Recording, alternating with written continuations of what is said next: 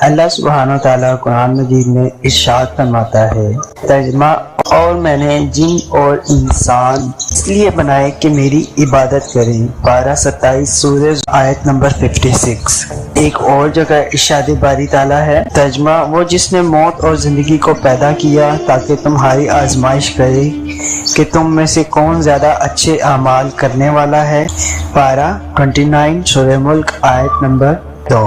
ان قرآنی آیات کی روشنی میں یہ بات معلوم ہوئی کہ تخلیق انسانی کا مقصد بندگی و عبادت کرنا ہے۔ اگر کوئی اس مقصد کا پابند رہا تو وہ آخرت میں کامیاب اور سرخرو ہوگا، لیکن اگر کوئی ناکام رہا تو وہ نامراد ہوگا۔ چنانچہ اللہ تعالیٰ فرماتا ہے، کیا لوگوں نے یہ سمجھ رکھا ہے کہ انہیں صرف اس بات پر چھوڑ دیا جائے گا کہ وہ کہتے ہیں کہ ہم ایمان لے آئے اور انہیں آزمایا نہیں جائے گا، پارہ 20 سورہ عنکبوت آیت نمبر 1 اور 2۔ یہ آیت مسلمانوں کو خبردار کر رہی ہے کہ دیکھو، صرف مسلمان ہونے اور کلمہ پڑھنے سے تمہارا چھٹکارا نہیں ہوگا، تمہیں آزمایا بھی جائے گا، اور اگر آزمائش پر پورا اترے تو مسلمان کہلاؤ گے۔ اس مقصد کو حاصل کرنے کے لیے اللہ تعالیٰ کے بتائے گئے اصولوں پر عمل کرنا ہوگا۔ قرآن مجید اللہ تعالیٰ کی طرف سے اتاری گئی ایک مقدس کتاب ہے۔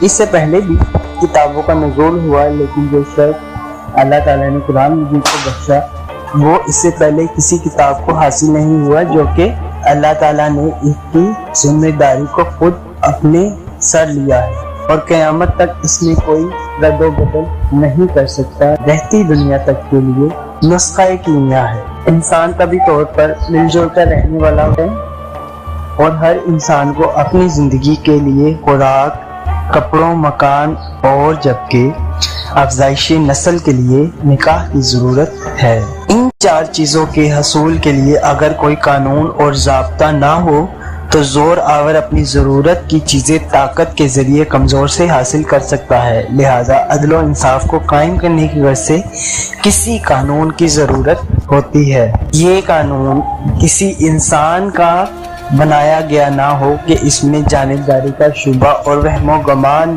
شامل ہو سکتا ہے۔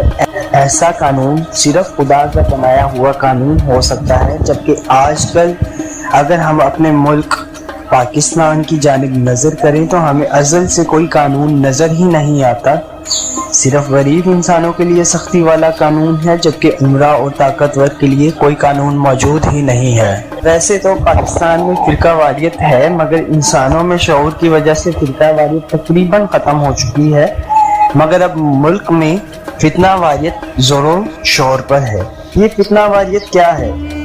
جب کافر کا فرقہ واریت پر زور نہ چل سکا تو اس نے فتنہ واریت کو عروج دے دیا، جن میں تمام سیاسی جماعتیں شامل ہیں جو اپنے مفاد کے لیے لوگوں میں قائم اتحاد کو توڑ کر ان کو جماعت بندی میں مشغول کر رہی ہیں، جبکہ ان سب عمل سے ان عمراؤں کا تو کچھ نہیں جاتا بلکہ ملک کے حالات کو کشیدگی کی طرف لے جاتے ہیں۔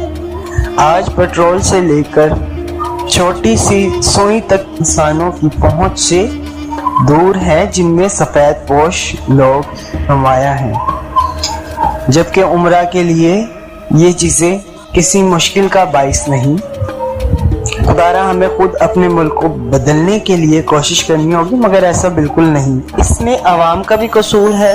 جب کسی چیز کا ریٹ بڑھا دیا جاتا ہے تو اس کا امپیکٹ سب چیزوں پر پڑتا ہے۔ مثلاً اگر پیٹرول کی قیمت کو بڑھا دیا گیا تو اس کا امپیکٹ ان ساری چیزوں پر لاگو ہوگا جو اس سے ریلیٹڈ ہوتی ہیں، مگر جب یہی ریٹ کم ہو جاتا ہے تو دوسری چیزوں کا ریٹ تو وہی رہتا ہے۔ یہ وہ عوامل ہے جن میں عوام کا قصور نمایاں نظر آتا ہے، کیونکہ وہ لوگ بڑھتی قیمت میں تو اپنا منافع دیکھ لیتے ہیں، لیکن جب قیمتوں میں کمی آتی ہے تو وہ انہی ریٹ پر قائم رہتے ہیں، نہ کہ ان میں کمی کی جائے۔ یہ سب قرآن مجید اور دین کی دوری کی وجہ سے ہے۔ چنانچہ حضرت عمر رضی اللہ تعالی عنہ سے روایت ہے کہ آپ صلی اللہ تعالی علیہ وآلہ وسلم نے فرمایا، اللہ پاک اس کتاب کے سبب کتنی قوموں کو بلندی عطا کرتا ہے اور کتنوں کو ہی پست کر دیتا ہے۔ اللہ تعالیٰ سے دعا ہے کہ وہ اس قوم کو ہدایت اور شعور کی روشنی سے بہرہ مند کریں۔ امید ہے آپ کو میری یہ انفارمیٹیو ویڈیو پسند آئی ہوگی، تو ویڈیو کو لائک، چینل کو سبسکرائب، آئیکن کو کلک کریں تاکہ ایسی انفارمیٹیو ویڈیو آپ تک پہنچتی رہیں۔ شکریہ۔